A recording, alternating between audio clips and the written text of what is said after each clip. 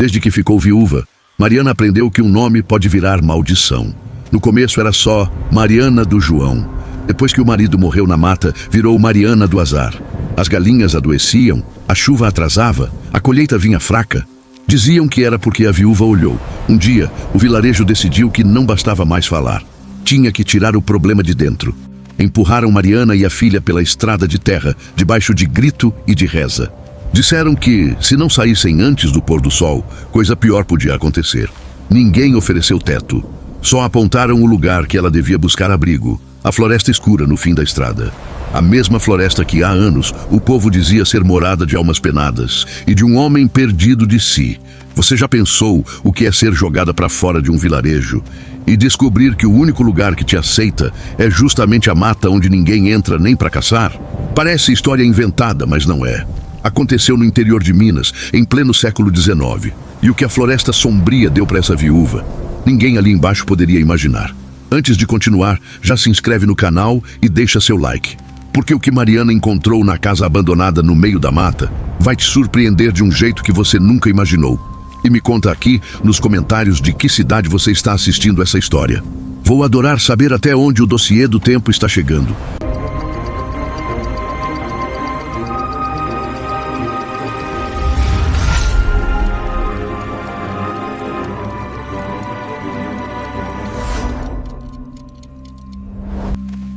Ano de 1881, interior de Minas Gerais. O vilarejo de São Jerônimo era um punhado de casas em volta da igrejinha branca. Uma venda, uma ferraria, a cadeia pequena, a casa do coronel. Um riacho cortando tudo. Mariana caminhava com a trouxa no ombro e a filha pela mão.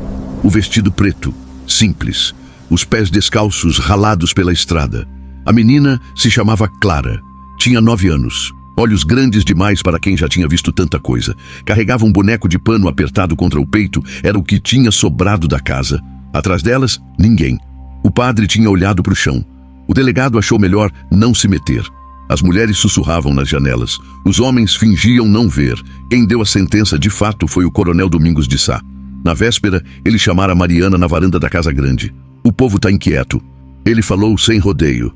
Desde que seu marido morreu lá em cima, tudo que dá errado, jogam pro seu lado. Ela apertara o lenço na cabeça. A culpa é minha se chove pouco? O coronel deu de ombros. Culpa ninguém sabe, mas sei que o vilarejo funciona melhor sem confusão. E sei também que viúva sem parente, sem terra e sem proteção, não tem muito para onde correr. Mariana respirou fundo. O senhor quer que eu vá para onde? Ele apontou com o queixo para o norte. Pra mata, disse. Lá tem uns ranchos velhos, umas casas abandonadas. Se a senhora tiver coragem de encarar, a mata acolhe. E se eu não tiver? O olhar dele endureceu. Aí não posso garantir que o povo não resolva as coisas do jeito próprio. Ela entendeu. Tinha visto o jeito próprio do povo antes. Quando um rapaz negro ousou falar que o coronel devia pôr o pagamento em dia, acordou pendurado numa árvore. Disseram depois que tinha sido cobra. Mariana sabia reconhecer a ameaça dita pela metade. Arrumou as poucas coisas, pegou a filha, saiu antes do sino do meio-dia. A estrada que levava à floresta era mais estreita. À medida que subia, as vozes do vilarejo ficavam menores, só o vento e o barulho de bicho no mato. Clara andava em silêncio. De vez em quando, olhava para trás. A gente volta, mãe? Um dia, ela mentiu devagar, quando as coisas acalmarem. Na verdade, não sabia se queria voltar. São Jerônimo nunca tinha sido genroso com ela. Nem quando o marido, Joaquim, era vivo. Joaquim trabalhava cortando madeira para o coronel. Vivia entrando na mata. Sabia trilhas, cheiro de chuva, caminho d'água. Há 8 meses saiu para mais uma jornada e não voltou. Disseram que foi bicho, onça, ou que tropeçou e bateu a cabeça numa pedra qualquer. Nunca trouxeram o corpo. Mariana sempre achou estranha aquela pressa em enterrar um homem que ninguém tinha visto morto. Só que a fome, o luto e a língua dos outros engolem qualquer pergunta. Quando a mata começou a fechar, Clara apertou mais a mão da mãe. As árvores ficavam mais altas, os galhos mais fechados, o chão escuro mesmo de dia. É aqui que mora o homem do fim da estrada? Clara perguntou baixinho. Mariana parou. Que homem? O povo falava, disse a menina. Aqui tem um homem que perdeu a cabeça, que vive sozinho na mata, que bebe o dia inteiro, que cheira ruim e que às vezes aparece na beira da estrada cambaleando, falando com as sombras. Mariana engoliu em seco. Nunca tinha dado atenção a essas histórias. Agora cada palavra ganhava peso. Gente fala demais, ela respondeu. Mas se tiver homem vivo aqui, é melhor do que bicho. Não tinha tanta certeza assim. Depois de horas subindo, a mata abriu um pouco. Um descampado, capim alto, pedras. E no meio, uma casa. Era grande para estar tão afastada. Paredes de pau a pique caiadas um dia, agora manchadas de verde e preto. Telhado de telha escurecida, com alguns buracos. Janelas altas, quase todas fechadas. Uma varanda estreita na frente, com degraus de pedra cobertos de musgo. Parecia abandonada. Mariana sentiu o impulso de voltar, mas olhou para o céu. O dia já caía. O vento na mata mudava de som. Logo viriam bichos, frio, escuridão. Mãe, Clara falou quase num fio. A casa tá olhando pra gente. Mariana respirou fundo. Casa não olha. Ela disse. Quem olha é gente. Pegou a filha pela mão. E se tiver gente, a gente bate e pede canto. Caminharam até a varanda. O assoalho rangeu sob o peso dos passos dela. Poeira subiu. A porta da frente estava entreaberta. Um pano velho servia de tranca, enfiado numa fresta. Mariana bateu. 1, 2 vezes. Silêncio. Empurrou a porta devagar. O cheiro veio primeiro. Um misto de coisa mofada. Bicho morto em algum canto. E álcool. Muito álcool. Clara se encolheu. Eu não quero ficar aqui. Não vai ficar lá fora. A mãe respondeu firme. Pelo menos aqui tem teto. Dentro, o salão principal era grande. Móveis cobertos de lençóis empoeirados. Um relógio parado na parede. Uma mesa com garrafas vazias. No canto, uma lamparina apagada. E uma cordinha de sino que ia para o teto. Mariana chamou de novo. Tem alguém? Nada. Entrou mais. Os passos ecoavam no chão de madeira. Quando alcançou o centro do cômodo, sentiu algo sob o pé. Uma garrafa deitada. Chutou sem querer. O vidro rolou, fez barulho. Foi quando ouviu um gemido, baixo, de gente. Mãe! O som vinha de um corredor à direita, escuro. Mariana pensou nas histórias de assombração, nos avisos de não entrar na casa da mata, em tudo o que o vilarejo gostava de inventar, mas pensou também na filha cansada, na noite chegando. A coragem às vezes é só o medo com outro nome. Segurou mais forte a mão de Clara. Fica atrás de mim. Andou até a porta do fundo do corredor. Estava encostada, mas não fechada. Empurrou. O quarto era pequeno. Uma janela entreaberta deixava entrar um pouco de luz cinza. No chão, perto da cama, havia um amontoado de cobertas, e dentro delas, um homem, deitado de lado, como se tivesse desabado ali. O cheiro piorava, suor velho, cachaça, urina. A barba cobria quase metade do rosto, o cabelo grudado, os pés descalços, sujos. Por um segundo, Mariana achou que estivesse morto, até ver o peito subindo e descendo devagar, e ouvir outro gemido, arranhado. Água? Ela deu um passo atrás.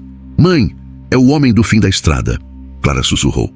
Cala, Mariana respondeu. Olhou ao redor. Um jarro vazio, um balde com água turva.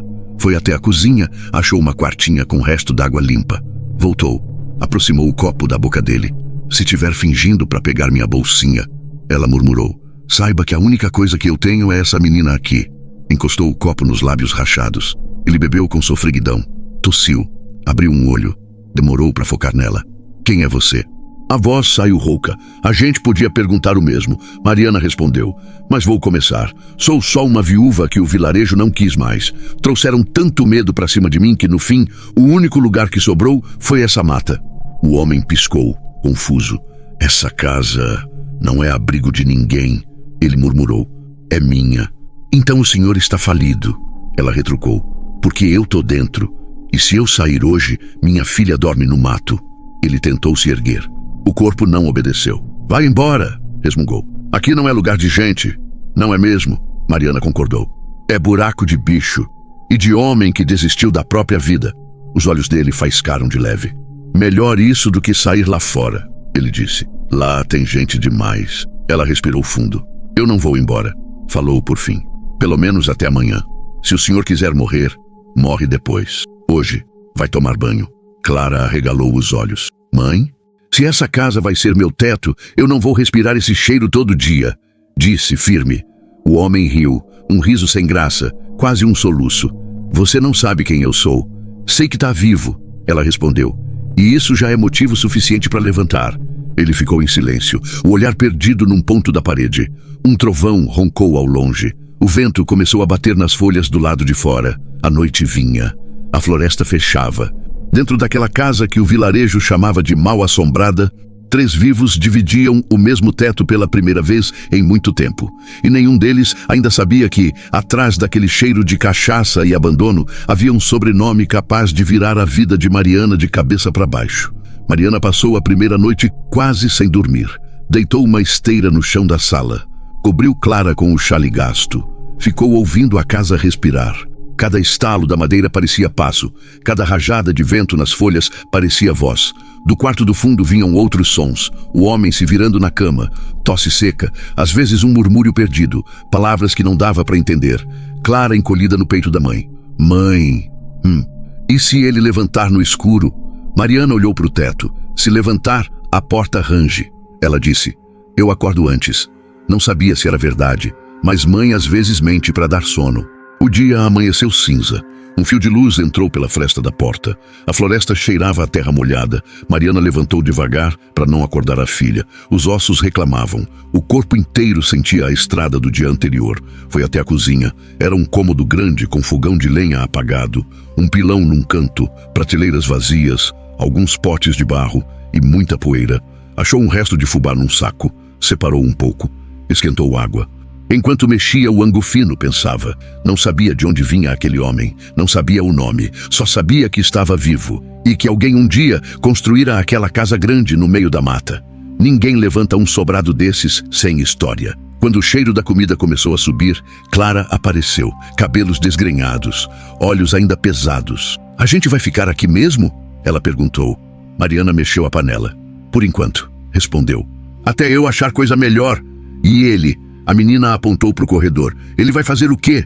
Vai comer e depois vai tomar banho. Se reclamar, toma 2. Clara sorriu pela primeira vez em dias. Mãe brava assusta até assombração. Então a casa tá segura. Mariana retrucou. Entrou no quarto deles sem bater. A janela estava um pouco mais aberta. O ar entrava. O cheiro ruim ainda era forte, mas já não parecia um murro. Ele estava deitado de costas, olhos abertos, encarando o teto. Achei que tinha sido sonho, ele murmurou. Mas não. Ainda tem uma mulher mandona dentro da minha casa. Mariana colocou a tigela de angu em cima de uma cadeira. Não é sua casa, ela disse. É casa de quem tiver coragem de morar nela. Por enquanto sou eu. Ele virou o rosto. Os olhos eram escuros, profundos. Tinham aquela marca de quem já chorou tudo que podia. Qual o seu nome? Ela perguntou. Pra quê? Pra eu saber o que xingar se o senhor me der trabalho. Ele suspirou. Vicente, respondeu por fim. Vicente Guimarães. O sobrenome soou forte, mas não significou nada para ela. Eu sou Mariana, disse. E aquela menina lá fora é Clara, minha filha. Pegou a tigela. Come. Ele olhou para o prato como se fosse veneno. Não tô com fome. Tá sim, ela retrucou. Quem bebe daquele jeito não morre de sede. Morre de fome e de mundo. Ele fechou os olhos. Se eu morrer de vez, você fica com a casa. Eu não quero a casa de morto, quero a de vivo. Ficaram numa espécie de duelo silencioso. Por fim, Vicente ergueu o corpo um pouco. As mãos tremiam. Mariana segurou a tigela. Ele comeu em silêncio. Cada colherada era quase um esforço. Há quanto tempo o senhor não come comida quente? Ela perguntou. Ele pensou. Demorou. Desde o enterro, respondeu. Enterro de quem? Da minha mulher. A voz falhou. E do meu filho? Mariana calou. Respeitou o pedaço de dor sem invadir. Depois da comida, veio a parte que ele mais resistiu. Agora banho, ela anunciou. Não, vai sim, aqui tem córrego perto. Ele piscou devagar. Pra quê? Pra lavar. Homem não dissolve na água não, só medo. Vicente tentou rir. Tá preocupada com o quê? Com cheiro? Por que veio morar aqui então? Mariana chegou perto. O vilarejo me expulsou, ela falou. Me tomou até o pouco que eu tinha. Eu não vou deixar um fedor de homem quebrado me expulsar de novo. Os dois ficaram quase frente a frente. Ele percebeu pela primeira vez o jeito dela. Não era bonita de salão. Era bonita de resistência. Olheiras fundas, rosto queimado de sol, mãos calejadas. Mas o olhar era inteiro. Há muito tempo ele não via um olhar assim. Desviou. O córrego fica atrás da casa, murmurou. Segue o caminho. Mariana foi até a cozinha, achou um pedaço de sabão grosso, jogou em cima da cama. Levanta, disse, dura. Vai sozinho. Se eu tiver que te arrastar, vou fazer barulho que metade da mata acorda.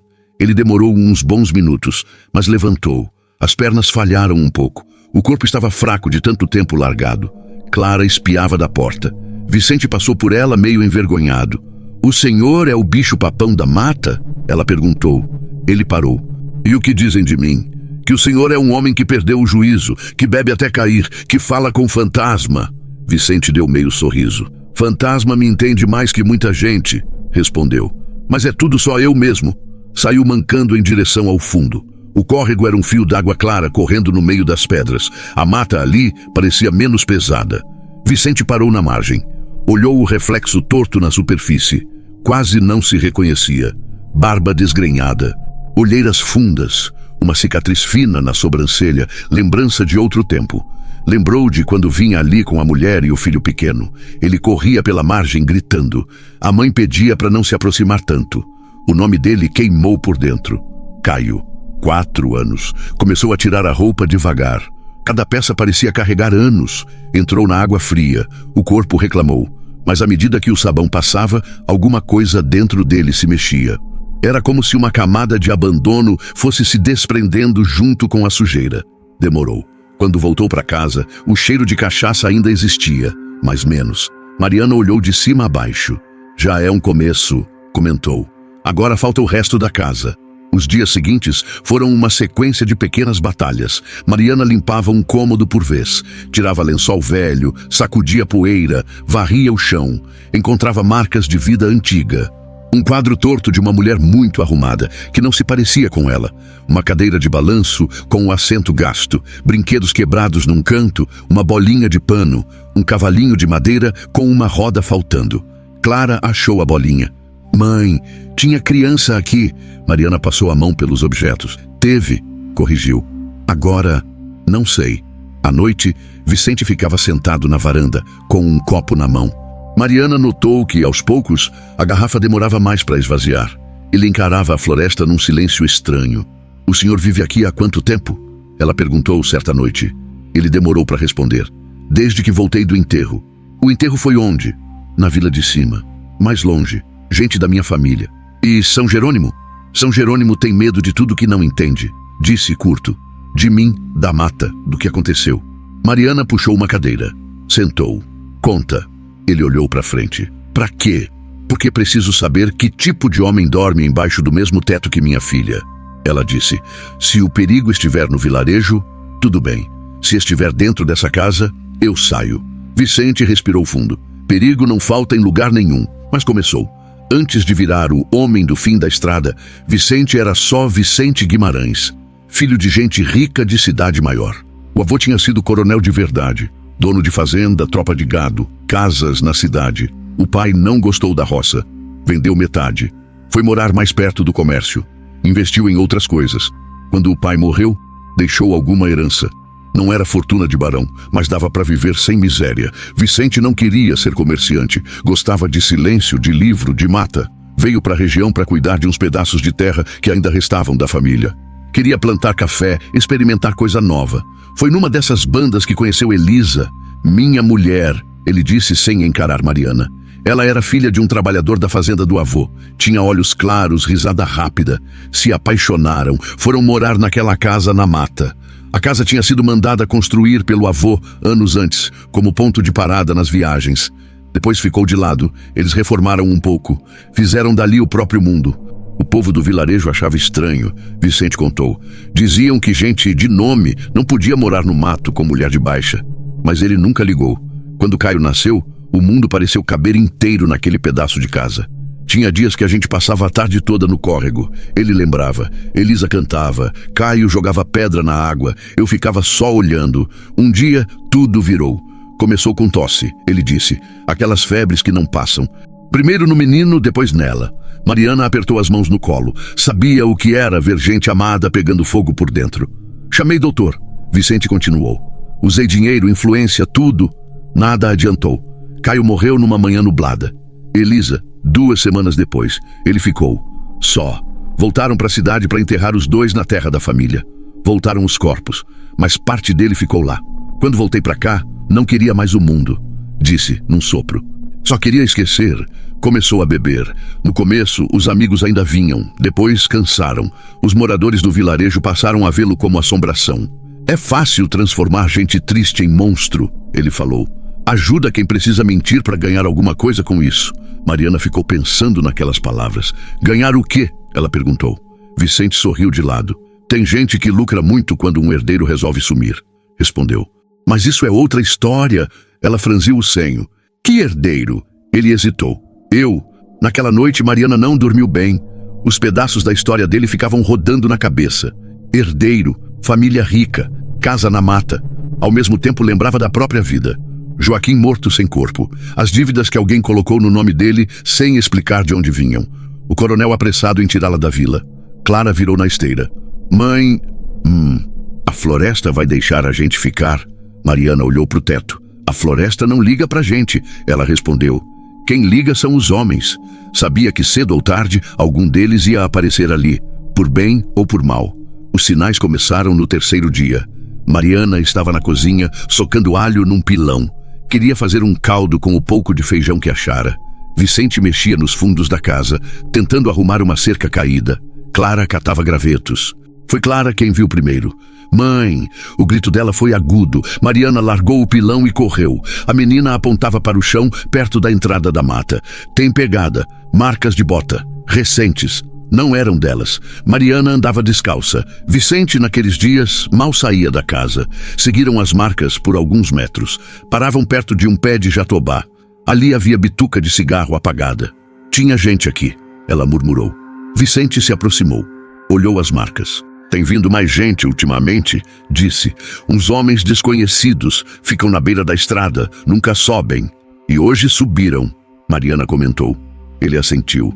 Talvez para ver quem teve coragem de morar na casa do maluco. Um arrepio passou pela espinha dela. O vilarejo sabe que eu tô aqui? Ela perguntou. Deve saber, respondeu. Língua de povo viaja mais rápido que cavalo. Então por que ninguém veio falar comigo? Porque é mais fácil ver de longe, Vicente disse. E por quê? Se tiver alguém ganhando alguma coisa com o meu sumiço, não vai gostar de saber que tem testemunha nova. Mariana apertou os lábios. Testemunha do quê? Ele hesitou. Dos papéis. À tarde começou uma garoa fina. A floresta ficava mais escura. A casa parecia encolher. Vicente chamou Mariana até um quarto que ela ainda não tinha limpo. Era menor do que os outros. Tinha uma estante com alguns livros estragados, um baú grande num canto, coberto por um pano grosso. Aqui, ele apontou. Foi o único lugar que eu não tive coragem de mexer depois que tudo desandou. Mariana se aproximou. Levantou o pano. O baú tinha ferragens enferrujadas, mas o cadeado estava aberto. Ela ergueu a tampa, cheiro de papel velho. Dentro, pilhas de documentos, alguns amarrotados, outros ainda bem guardados. Isso tudo é o quê? Ela perguntou. Inventários, respondeu. Escrituras. O testamento do meu avô.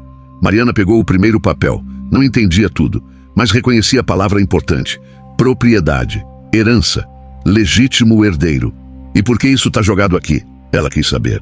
Vicente passou a mão nos cabelos ainda úmidos do banho de horas antes. Quando meu pai morreu, o advogado da família veio. Explicou o que eu tinha direito. Disse que, enquanto eu estivesse muito abalado, ele cuidaria de tudo. Pagamento, arrendamento, recebimento de renda. Ele riu, sem humor. Eu aceitei. Claro. Achava que não ia viver muito tempo mesmo. Mariana folheava os papéis. Tem título de terra até perto de São Jerônimo, ela notou. Tem, Vicente confirmou. Inclusive o terreno onde fica metade da roça que alimenta aquele povo todo. Ela sentiu o estômago apertar. O coronel Domingos de Sá? Perguntou. Esse mesmo. Vicente assentiu. Arrendou terra do meu avô há décadas. Depois renovou com meu pai. Fizeram um contrato longo. E com o senhor? Comigo nunca sentou para falar. Ele respondeu. Depois da morte da Elisa e do Caio, mandou recado. Disse que estava tudo encaminhado com o tal advogado. Mariana olhava os papéis como quem vê arma carregada. O senhor sabe que se isso aqui cair na mão certa, muda muita coisa. Ela falou. Sei. Ele disse, mas nunca tive coragem de mexer. Por quê? Porque se eu mexer, vou ter que ser o homem que eles esperam que eu seja. Respondeu simples. E eu não sabia se tinha força. Mariana sentiu uma raiva antiga subir. Não dele, do mecanismo. Enquanto o senhor bebia aqui dentro, disse devagar, o coronel plantava na terra que era sua. E o advogado empurrava papel com seu nome, sem o senhor ver. Vicente abaixou a cabeça. E o vilarejo dizia que o problema era a viúva de azar. Ela acrescentou. O silêncio ficou denso. Eu posso não entender de lei, Mariana continuou. Mas entendo quando estão usando a desgraça da gente para encher o bolso. Fechou o baú. A partir de hoje, ninguém entra nessa casa sem saber que tem gente aqui acordada, disse. Se quiser continuar fingindo de morto, eu junto minhas coisas e vou embora. Não vou criar minha filha debaixo de teto de covarde. Vicente levantou o rosto, surpreso. Covarde? Covarde, ela repetiu. Quem deixa passar por cima de si sem ao menos tentar é isso. Tristeza eu entendo. Covardia não. Ele apertou as mãos. Dentro dele, um resto de orgulho tentou acordar. Você fala como se fosse fácil. Fácil não é, ela respondeu. Difícil é ver a filha passar fome enquanto o homem cheio de papel enche o paiol com o que era nosso. Clara apareceu na porta, curiosa. Mas quem escreveu tanto? Mariana respirou fundo. Gente que gosta de mandar, ela respondeu. E esqueceu que o dono do nome ainda respira. Vicente olhou para a menina, depois para o baú. O que você quer fazer? Perguntou a Mariana. Primeiro, a gente põe essa casa em ordem, ela disse. Depois, a gente desce para o mundo com papel na mão. Ele riu, sem acreditar muito. A gente? Repetiu. O senhor acha mesmo que sabe ler essas letras todas sozinho? Ela provocou. Eu pelo menos sei somar dívida de mercearia. Um raio cortou o céu, longe. A chuva engrossou. Dentro da casa, a lamparina ainda não estava acesa. Mas havia outra coisa iluminando, mesmo fraco. A ideia de que talvez, só talvez, aquele lugar pudesse deixar de ser cova aberta. Naquela noite, os sons da mata pareceram diferentes. Mariana estava mais cansada do que de costume, mas algo a mantinha alerta. Por volta de meia-noite, ouviu. Não era vento, nem bicho, era passo. Passos leves, medidos, na varanda. Ela se levantou sem fazer barulho. Pegou um pedaço de pau que usava para travar a porta. Clara dormia. Respiração tranquila. Mariana aproximou-se da janela da sala. Entre as frestas, conseguiu ver 2 sombras. Homens. Um mais alto, outro mais baixo. Ambos de chapéu. Um deles puxou um cigarro. Acendeu. O brilho rápido iluminou um pedaço de rosto. Mariana não reconheceu. Escutou o que diziam. Tem luz, não? Perguntou o mais baixo. Não, o outro respondeu. Mas uns dizem que viram fumaça de fogão esses dias. Será que o maluco voltou a sair do buraco? Dizem que viúva subiu a serra, comentou o alto. Expulsaram da vila. Mulher com menino. Mulher dá problema, resmungou o outro. Principalmente quando resolve meter o nariz onde não foi chamada. Mariana apertou o pau entre os dedos. E se ela estiver mexendo nos papéis? Continuou o homem. Aí a gente resolve do jeito antigo. O outro disse. Um susto, uma noite, um acidente de mata. Os 2 riram baixo, deram mais uns passos. Chegaram perto da porta. Mariana recuou, coração disparado. Ouviu a mão tentar a maçaneta. A madeira gemeu, mas não abriu. Tinha travado o suficiente. Tá fechada. Um deles murmurou. Melhor a gente não forçar hoje. Se tiver alguém dentro, vai gritar. E se for só o maluco fedendo, ele não grita mais. O outro respondeu. Já gritou tudo o que tinha. Os passos se afastaram. Ficaram mais fracos. Sumiram na trilha. Mariana esperou alguns minutos. Depois foi até o quarto de Vicente. Ele estava acordado, olhando para o teto. O senhor ouviu? Ela perguntou. Ouvi, respondeu baixo. Eram seus amigos?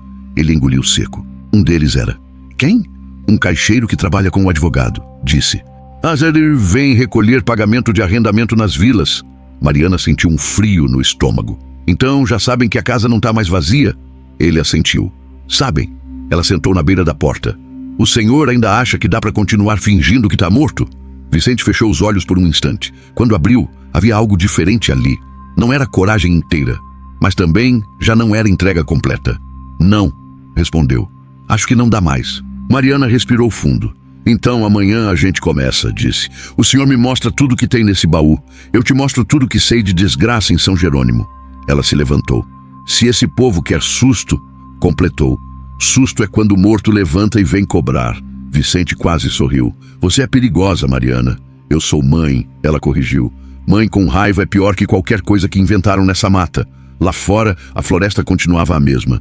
As árvores velhas, os bichos escondidos, o vento passando por entre os galhos. Mas dentro da casa que o vilarejo chamava de maldita, alguma coisa tinha mudado. Um homem que só sabia beber, tinha tomado banho, comido e ouvido verdades. Uma viúva expulsa agora tinha teto, papel na mão e raiva bem direcionada. E sem que nenhum dos 2 percebesse direito, a floresta sombria começava a cumprir um papel que São Jerônimo nunca quis.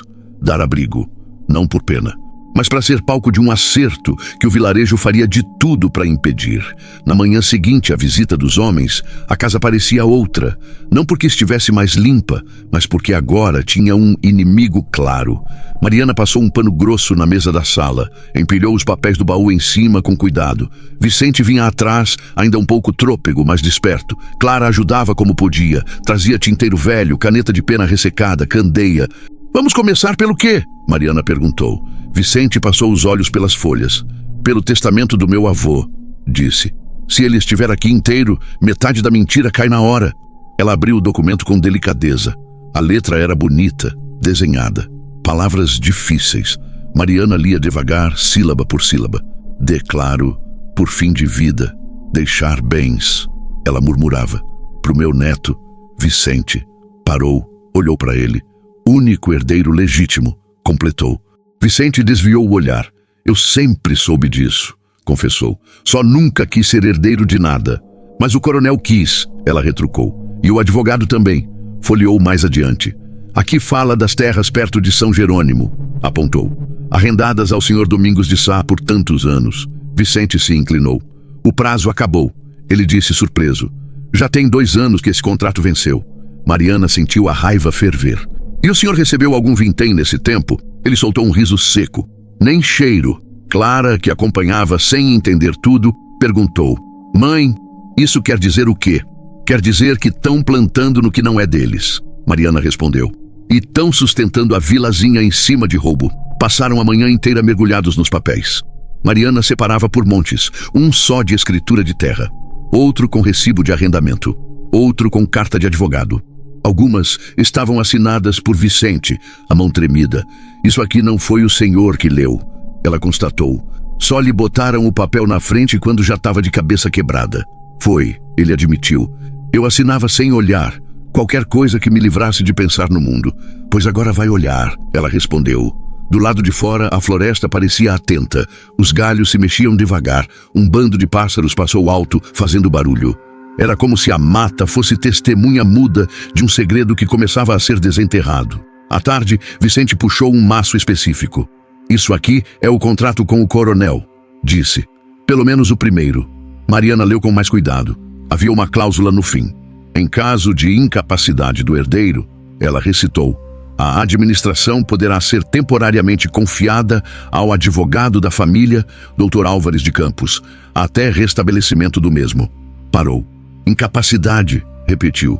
"O senhor ficou louco por papel?" Ele balançou a cabeça. "Não teve exame, não teve nada. Só conversa." "Então é mentira." "É. E o advogado está usando essa mentira para segurar tudo para ele e para o coronel." Mariana concluiu. Vicente apertou a caneta entre os dedos.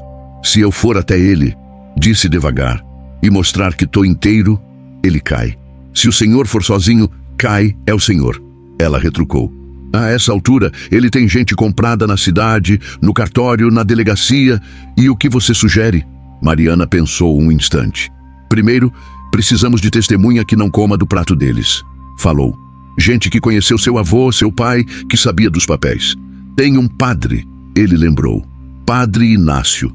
Velho, mas ainda vivo. Mora na cidade maior, onde a família tinha casa. Esse homem é amigo ou vendido?" "Amigo do meu avô. Respeitava muito. E sempre torceu o nariz pro tal advogado." Mariana assentiu. "Então é por ele que a gente começa." Vicente levantou a cabeça. "Você quer descer para a cidade?" "Quero", ela respondeu. "Se eu ficar aqui, vão dizer que sou a assombração que apareceu na casa do maluco. Se eu aparecer na cidade, com papel na mão e padre junto, a história muda de boca." Ele franziu o senho. "E Clara? Vai conosco", disse. "Minha filha não fica para trás." A viagem não podia ser apressada. O caminho até a cidade era longo. Precisavam de cavalo, de algum dinheiro. Vicente tinha algumas moedas guardadas num cofre pequeno. "Eu não gastava tudo em cachaça", ele comentou envergonhado. "Uma parte eu guardava sem saber para quê." Mariana deu de ombros. "Agora já sabe", falou. "É para levantar o morto." Passaram mais um dia arrumando o básico. Roupa minimamente decente. Uma bolsa com comida simples. Os principais papéis enrolados num pano grosso bem amarrado. À noite, de novo, os passos. Dessa vez, não pararam na varanda. Vieram mais perto. Mariana e Vicente já tinham combinado. Quando ouviram o estalo no assoalho da frente, ele acendeu de repente a lamparina maior no salão. A luz estourou no escuro. 2 homens estavam no meio da sala. Congelaram como bicho pego em armadilha. Mariana reconheceu o mais alto da noite anterior. O outro era novo. Vicente falou primeiro. "Boa noite." A voz saiu firme. "Casa de morto não costuma acender lampião", comentou. O homem alto tentou recuperar a pose. "Senhor Vicente", disse. "Que surpresa." "Para mim também", Vicente respondeu. "Há quanto tempo 2 senhores entram na casa de alguém sem bater?" O mais baixo pigarreou. "A gente só queria ver se o senhor estava bem", disse. O doutor Álvares ficou preocupado. O coronel também. Mariana mordeu a vontade de rir. Preocupados se ele estava vivo o suficiente para atrapalhar, pensou. Vicente cruzou os braços. "Estou ótimo", falou. "E muito interessado em rever o doutor." Os 2 se entreolharam. "E a viúva?" O mais alto perguntou, com um sorriso maldoso. "Dizem que uma mulher de azar veio morar aqui." Mariana deu um passo à frente. "A viúva tem nome", disse. "Mariana, expulsa da terra do coronel, por sinal. Terra que, pelo que vi nos papéis, nem é dele de verdade." O sorriso sumiu. "A senhora devia cuidar da sua vida", o homem rosnou. "Estou cuidando", ela retrucou. "A minha, a da minha filha e a do dono daqui, que esqueceram de matar direito." Vicente segurou o riso. "Diga ao doutor", falou, sério, "que, se ele quiser resolver qualquer coisa, nos encontramos na cidade, no olho do povo, na frente de padre e de juiz." O mais baixo estreitou os olhos. "O senhor não vai querer mexer com papel antigo", avisou. "Isso dá confusão, pode ser perigoso. Mais perigoso do que viver trancado bebendo?" Vicente perguntou. Silêncio. A tensão enchia o ar pesada. Por fim, os 2 deram meia volta. "Nós volta", o alto disse na porta. "Nem que seja para rezar sua missa." Mariana respondeu sem hesitar. "Se vierem, batam antes. Casa cheia de vivo merece respeito." A porta fechou. Os passos se afastaram. Depois disso, só o barulho da mata novamente. Na madrugada, Mariana não conseguia pregar o olho. Ficou sentada no chão perto da cama de Clara. Vicente apareceu na porta. "Não consegue dormir?" "Não", ela disse. "Tô pensando se não tô metendo minha filha numa encrenca maior do que já estava." Ele se aproximou devagar. Sentou no chão também, encostado na parede. "Se você não tivesse subido pra cá", falou, "aqueles homens iam continuar vindo roubar meu nome e minha terra. E ninguém ia saber. E eu talvez tivesse arrumado outro canto qualquer", ela retrucou. "Uma cozinha, uma senzala, qualquer lugar que aceitasse viúva com filha." Vicente olhou para Clara, que dormia profundamente. "Ela merece coisa melhor", disse. "E você também." Mariana suspirou. "O senhor fala como se fosse fácil." "Não é", ele respondeu. "Mas minha mulher dizia uma coisa." Ficou um tempo em silêncio, antes de continuar. "E a gente não escolhe o que acontece, escolhe o que faz com o que aconteceu." Mariana ficou olhando para ele. Nos últimos dias, o rosto de Vicente tinha mudado. Ainda havia tristeza. Sempre haveria. Mas por trás da barba menos desgrenhada, aparecia um homem que lembrava ter sido outro. "E o senhor quer fazer o quê com o que aconteceu?" ela perguntou. Ele encarou o escuro do quarto. "Quero, pelo menos uma vez, fazer valer o que meu avô deixou", respondeu. "Não por mim, por justiça, por ela", assentiu na direção de Clara. "E por todas as Claras que vão nascer em terra errada, porque tem gente que acha que pode tudo." Mariana sentiu um aperto diferente no peito. Não era medo, nem apenas raiva. Era algo entre respeito e reconhecimento. Um pedaço dela que achava que nunca mais teria espaço para sentimento nenhum, se mexeu. "Então amanhã cedo a gente desce", disse firme. "Amanhã cedo", ele confirmou. Ficaram em silêncio por alguns minutos, cada um com seus mortos, cada um com suas culpas, até que Vicente quebrou o vazio. "Mariana, obrigado por me chamar de covarde." Ela virou o rosto, surpresa. "E por quê?" "Porque doeu mais do que qualquer coisa que me disseram", ele respondeu. "E dor que incomoda é a única que faz a gente levantar." Ela sorriu, de leve. "Espera a briga com advogado e coronel para ver o que é dor de verdade." Os 2 riram baixo. Pela primeira vez, a risada não pareceu deslocada naquela casa. O dia seguinte amanheceu úmido e frio. Vicente selou 2 cavalos velhos que ainda pastavam nos fundos da propriedade. Um terceiro, menor, serviria para Clara montar de vez em quando. Mariana acomodou os papéis numa sacola de couro, prendeu a alça cruzada no peito. "Se alguém tentar arrancar isso de mim, arranca junto o braço", ela disse. Clara montou primeiro. "A cidade é muito longe, mãe." Um pouco, respondeu. Mas a gente vai parando. Antes de saírem, Mariana olhou para a casa. O batente da porta, as janelas, a varanda estreita. Por um segundo, sentiu vontade de voltar e trancar tudo. Mas lembrou da noite em que dormiu na estrada, antes de subir para o mato. Do jeito como jogaram as coisas dela no terreiro do vilarejo. A floresta, por mais sombria que fosse, tinha dado mais abrigo do que gente. A gente volta. Ela murmurou. Mas volta de outro jeito. Vicente ouviu. Como? De cabeça erguida. Ela falou. Ou a mata não vai mais olhar na nossa cara. Desceram pela trilha. A mata parecia observar. Em algum lugar entre as árvores, 2 olhos curiosos de bicho acompanharam a caminhada. Não era espírito, nem maldição. Era só a natureza assistindo mais um capítulo da teimosia humana. A viagem levou quase um dia inteiro. Passaram por riachos, subidas, descidas, pedaços de estrada de pedra. Encontraram tropeiros, gente com carga. Alguns cumprimentavam Vicente com respeito antigo. Achei que o senhor tinha morrido, um deles comentou. Quase, Vicente respondeu. Mas avisaram que ainda tem conta para acertar. Mariana não disse nada, mas reparava. Onde passavam, o nome dele ainda tinha peso, só que um peso mal usado pelos outros. Quando enfim viram as primeiras casas da cidade maior, despontando no horizonte, Clara assobiou baixinho. Tem muita gente, mãe. A cidade era bem maior que São Jerônimo, casas de 2 andares, igreja com torre alta, sobrado de comércio com letreiro. Vicente indicou uma rua lateral. A casa do padre Inácio fica ali. O portão era simples, um jardim pequeno na frente. Vicente bateu. Um rapaz abriu. Traços de noviço. Pois não? Vim falar com o padre Inácio, Vicente disse. Fala que é o afilhado do coronel Guimarães. O rapaz o mediu de cima a baixo. Viu a barba, as marcas do rosto, a roupa simples. Hesitou, mas foi. Pouco depois, um homem idoso apareceu na porta.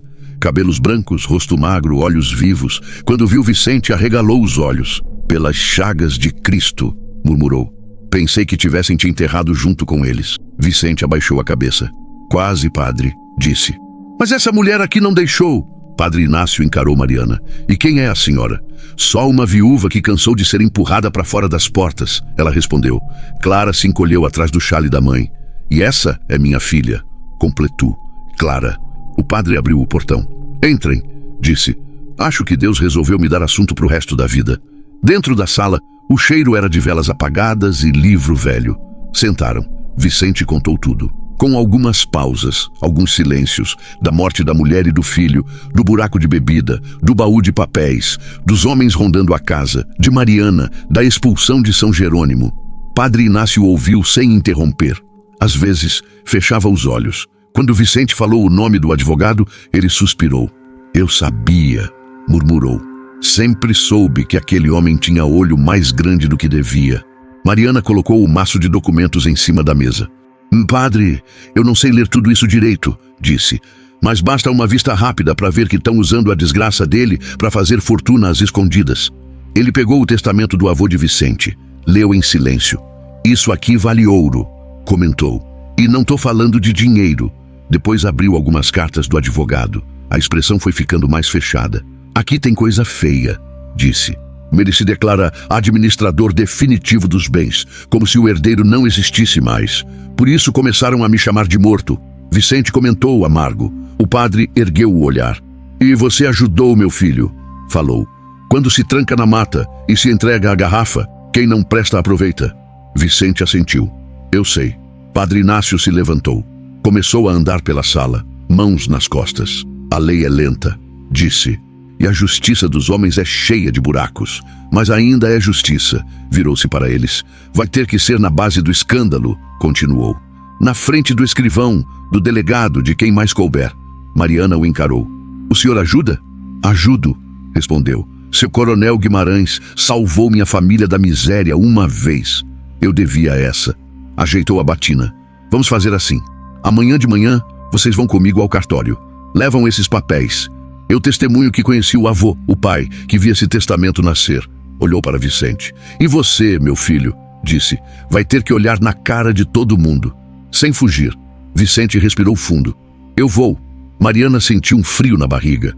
Não era mais medo de mata. Era medo de gente com poder. Mas a floresta tinha lhe dado mais coragem do que São Jerônimo em toda a vida. Na manhã seguinte, aquela cidade ia ver o que acontece quando um herdeiro que todos davam por morto resolve levantar. E quando uma viúva expulsa, que só devia servir para abaixar a cabeça, aparece ao lado dele, com papel na mão e fogo nos olhos. Na manhã seguinte, Mariana acordou com o estômago embrulhado. Tinha dormido na casa do padre, mas o corpo ainda aparecia na mata. O cheiro de terra molhada, o som da floresta. Agora, em vez de árvore, tinha casario. Em vez de grilo, carroça. Ela olhou pela janela. Gente andando apressada. Homens de chapéu, mulheres de saia rodada. Ninguém sabia que aquela viúva ali, sentada na beira da cama, estava prestes a cutucar Véspero Grande. Clara ainda dormia, abraçada ao boneco de pano. Vicente, no quarto ao lado, andava de um lado para o outro como bicho enjaulado. Vai dar errado, ele murmurou quando ela entrou. Eles são grandes demais. Mariana cruzou os braços. Grande é tamanho de mentira, ela disse. Documento é do mesmo papel para todo mundo. Ele ficou em silêncio, respirando fundo. Padre Inácio apareceu na porta. Se vamos fazer isso, falou, é agora. O cartório ficava numa esquina de pedra, porta pesada, letreiro escuro escrito tabelionato e notas. Quando entraram, o ar pareceu mais frio. Um homem de meia idade, bigode bem aparado, levantou os olhos dos papéis. Pois não? Padre Inácio foi direto. Viemos tratar dos bens da família Guimarães. O escrivão franziu o senho. Os bens da família Guimarães estão sendo administrados pelo Dr. Álvares de Campos, disse. Não vejo... Parou. Os olhos finalmente pousaram em Vicente. Houve um segundo de espanto verdadeiro. Senhor Vicente! Ele sustentou o olhar. Achei que eu estivesse morto, respondeu. Pelo menos é o que andam dizendo por aí. O escrivão engoliu seco. O morto veio ver as contas. Mariana cortou. O testamento está aqui. Colocou o documento na mesa. As mãos do homem tremeram de leve. Ele leu rápido. O rosto foi mudando de cor. Padre, o senhor confirma? Confirmo, disse Inácio. Estive presente quando esse testamento foi escrito. Conheci o coronel Guimarães. Sei quem ele nomeou como herdeiro. O escrivão pigarreou. O doutor Álvares é o administrador. Temporário. Mariana apontou a cláusula com o dedo. Em caso de incapacidade. O senhor está vendo algum laudo aqui? Algum papel dizendo que ele foi declarado incapaz de verdade? Silêncio. Não. Então o que o doutor tem é só conversa. Ela concluiu. O escrivão parecia preso, entre o medo do advogado e o peso do padre. Antes que pudesse responder, a porta do cartório abriu. Entrou um homem de terno escuro, barba bem feita, chapéu de feltro caro. Os olhos varreram a sala rápido, pararam em Vicente. Que surpresa, disse gelado. Pensei que tivesse escolhido ficar na sua floresta. Escolhi, Vicente respondeu. Mas vieram me avisar que estavam mexendo no que não é seu. O advogado sorriu, sem dentes. Eu apenas administro, falou. Para o seu próprio bem. Mariana se meteu entre eles. Para o bem da bolsa dele, disse, olhando para o escrivão. O senhor acha normal terra arrendada há anos sem um recibo recente em nome do dono? O doutor virou-se para ela irritado. Quem é a senhora? A viúva que vocês expulsaram da terra roubada. Respondeu, e que foi parar justamente na casa do homem que estão tentando enterrar de papel. Padre Inácio ergueu a voz. Doutor Álvares, disse, tenho aqui o testamento original. Tenho aqui cartas em que o senhor se declara administrador definitivo, sem decisão judicial, sem laudo de incapacidade, e tenho o herdeiro vivo na minha frente. A sala ficou pequena. Se isso sair da cidade, o padre continuou, o senhor responde não só por fraude, responde por ter se aproveitado de sofrimento alheio. O advogado apertou os punhos. Padre, não vamos exagerar. Exagero é botar homem vivo para morar como bicho na floresta. Mariana disse. E ainda espalhar que ele é louco, assombração, maldição. O escrivão, que até então só assistia, finalmente abriu a boca. Doutor, eu não vou segurar testamento verdadeiro para encobrir papel torto. Falou, firme. Se for preciso, mando cópia para o juiz da comarca. O silêncio que veio depois pesou mais que grito. O advogado mediu os presentes. Viu que naquela sala, pela primeira vez em muito tempo, estava em minoria. Respirou fundo. Muito bem, disse. Enfim. Se o senhor Vicente faz questão de reassumir suas propriedades, olhou para ele, forçando um sorriso. Eu preparo a transferência dos poderes de administração. Mariana o interrompeu. Não é transferência, ela corrigiu. É devolução. Ele a fuzilou com os olhos. A senhora está se metendo num assunto que não entende. Entendo bastante, ela respondeu. Entendo que enquanto o senhor enchia bolso, minha filha dormia no chão da rua porque nos tiraram da terra que sustentava a vila inteira. Padre Inácio colocou fim na discussão.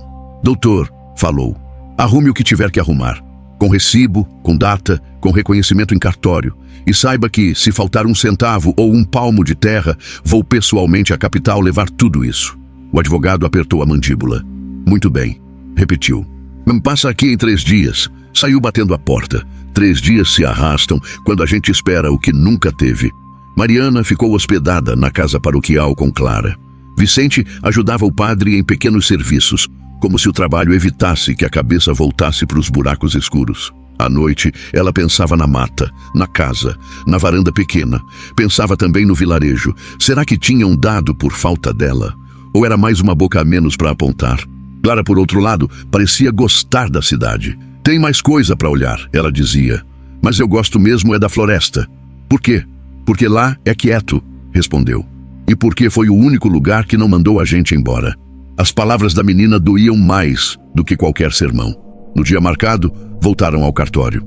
O advogado já estava lá, com cara de quem dormiu pouco. Sobre a mesa, vários documentos novos. Aqui está, disse, seco. Reconhecimento do Sr. Vicente como único herdeiro. Cancelamento do meu mandato de administrador. Atualização dos registros de terra. Mariana leu devagar, linha por linha. E a parte arrendada para o coronel Domingos de Sá? Perguntou. Tá escrito aqui que o prazo venceu e não foi renovado. Isso é assunto entre o Sr. Vicente e o coronel. O advogado respondeu. E vai ser, Mariana disse. O escrivão assinou. Padre Inácio assinou como testemunha. Vicente, por último, escreveu o nome com mão firme. Naquele traço, parecia deixar enterrado um pedaço do homem que tinha desistido de tudo na mata. Quando saíram, o sol estava forte. O calor doía nos olhos. Mariana sentiu as pernas bambas. Vicente tocou seu braço de leve. Você tá bem? Ela respirou fundo. Tô, disse. Só tô pensando em como é estranho. O quê? O vilarejo dizendo que a mata era amaldiçoada, respondeu. Quando, na verdade, quem estava amaldiçoando a vida dos outros eram eles, com papel e mentira. Ainda faltava uma peça. O coronel. Não dava para voltar para a mata sabendo que São Jerônimo continuava plantando em terra que não era dele. Padre Inácio preferiu não ir. O coronel não me ouve, disse. Mas houve dinheiro. Vicente e Mariana pegaram a estrada de volta, dessa vez descendo primeiro para a vila. Chegaram perto do meio-dia. O sino batia. As mulheres corriam com panela. Crianças brincavam de correr atrás de cachorro. Quando as pessoas reconheceram Mariana, uma onda de cochicho se espalhou. A viúva voltou. Trouxe o maluco junto. O coronel os viu pela janela. Mandou chamar na varanda. Achei que tivesse ido embora de vez, Mariana. Disse com o mesmo tom de sempre. E o senhor, Vicente? Forçou um sorriso. Que honra. Vicente não perdeu tempo. Vim falar da terra, comentou, e do arrendamento que venceu há 2 anos. O rosto do coronel endureceu um pouco. O doutor Álvares. Não fala por mim mais, Vicente cortou.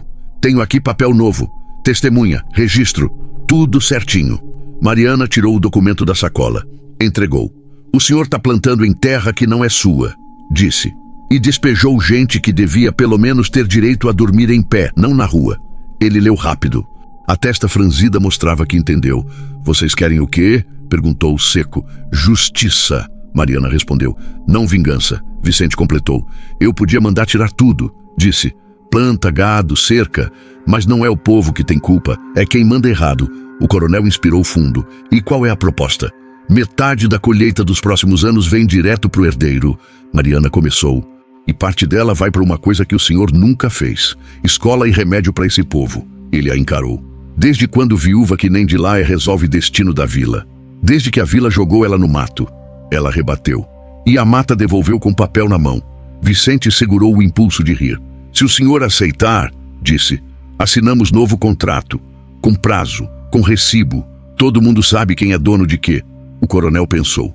Não por consciência, por cálculo. Via claramente que o tempo de brincar de dono de tudo tinha acabado. Se peitasse demais, podia perder tudo. Por fim, deu de ombros. Muito bem, falou. Eu assino. Mariana acrescentou. E tem mais uma coisa. O quê? Ninguém mais aponta dedo para mim nem para minha filha nessa vila. Ela disse. Nem me chama de azar, nem de maldição. Se fizerem, eu subo com o herdeiro de novo na cidade e conto direitinho quem expulsou o pobre de terra roubada. O coronel sustentou o olhar dela. Viu que não era ameaça vazia. Está bem, resmungou. Para mim tanto faz. mas no fundo não fazia. Naquele dia, pela primeira vez, ele teve que abaixar a cabeça para uma mulher que nem sobrenome importante carregava. Dias depois, a mata recebeu os 3 de volta. Mariana respirou aliviada quando viu a casa suja no meio das árvores. Não era mais covil de bicho, era casa de dono. Clara correu até a varanda. "A gente não vai mais ser expulsa?" perguntou. "Não", Mariana respondeu. "Agora, se alguém tentar, é a mata que expulsa eles." Vicente riu. A mata e o cartório. Entraram. O salão principal ainda cheirava a poeira, mas agora tinha mesa arrumada, cadeira em pé, papéis guardados. Mariana passou a mão na madeira. Sentiu algo que nunca tinha sentido na vida: pertencer. Não como coisa de ser dona de riqueza, mas como quem finalmente tem um lugar onde pode ficar sem pedir desculpa. À noite, sentaram na varanda. A floresta fazia seu barulho comum. Grilos, folhas, um bicho aqui e ali. Vicente olhou para Mariana. "Você sabe que, se quiser," disse devagar, "pode ficar aqui. Não como favor, como dona junto." Ela fingiu não entender. "Dona de quê?" "De tudo," ele respondeu. "Da terra, da casa." Engoliu em seco. "E se quiser, de mim também." Mariana sentiu o coração apertar. Desde que João tinha morrido, ela não pensava em homem. Só pensava em sobreviver. O mundo sempre dissera que viúva tinha que se contentar com o resto. Agora, de repente, um herdeiro inteiro oferecia não só fortuna, mas vida ao lado. Ela olhou para Clara, que recostava no batente, ouvindo metade da conversa. "O que você acha disso, menina?" Clara deu de ombros. "Acho que a gente já mora aqui", disse. "Só falta vocês pararem de fazer de conta que não gostam um do outro." Mariana sentiu o rosto esquentar. Vicente riu. Criança enxerga mais que adulto. Ela ficou um tempo em silêncio. Olhou para a floresta escura. Lembrou da noite em que subiu a estrada sem saber onde ia dormir. Lembrou do cheiro ruim do quarto de Vicente, do homem caído no chão, dos passos na varanda, dos homens dizendo que podiam resolver do jeito antigo. Nada daquilo tinha sido obra de fantasma, nem de maldição da mata. Tinha sido só ganância, medo, covardia. Os verdadeiros monstros daquela história não moravam nas árvores, moravam no cartório, na casa grande do vilarejo, nas conversas sussurradas na venda. "Eu não sei amar pela metade", ela disse por fim. "Se for para ficar, é para estar inteira, na alegria e na desgraça." Vicente assentiu. "Eu também." Ele estendeu a mão. Mariana, depois de um segundo, segurou. Não tinha romance de novela, não tinha beijo roubado. Tinha acordo, decisão, vontade de construir um lugar onde a filha não precisasse ter medo de porta batendo nas costas. Com o tempo, a Casa da Mata virou referência. Gente vinha de longe para negociar arrendamento justo, para pedir conselho, para pedir remédio que a própria Mariana ajudava a comprar com o dinheiro que antes ia todo para o bolso do advogado. São Jerônimo, devagar, foi mudando também. Não porque o povo virou santo, mas porque não dava mais para sustentar mentira com documento em cima da mesa. O boato sobre a floresta sombria diminuiu. Ainda havia quem jurasse ver luz de vela na janela da casa à noite. Quem dissesse que a mata era cheia de espírito, mas quem entrava lá via outra coisa. Uma mulher que aprendera a ler mais do que letra. Um homem que aprendera a viver com o luto sem se enterrar junto. Uma menina que crescia livre do peso de ser filha do azar. A floresta não tinha dado milagre. Tinha dado tempo, silêncio, distância suficiente para o vilarejo mostrar de longe o que era de perto. E, principalmente, tinha dado o que ninguém imaginava para uma viúva jogada fora. Um novo começo, um amor sem fantasia e o direito, finalmente, de dormir debaixo de um teto que era realmente seu. Se essa história te prendeu até aqui, se inscreve no canal Dossiê do Tempo, ativa o sino das notificações, deixa o seu like e compartilha este vídeo. E me conta aqui nos comentários de que cidade você está assistindo essa história. Vou adorar saber até onde o Dossiê do Tempo está chegando. Até a próxima história do Dossiê do Tempo.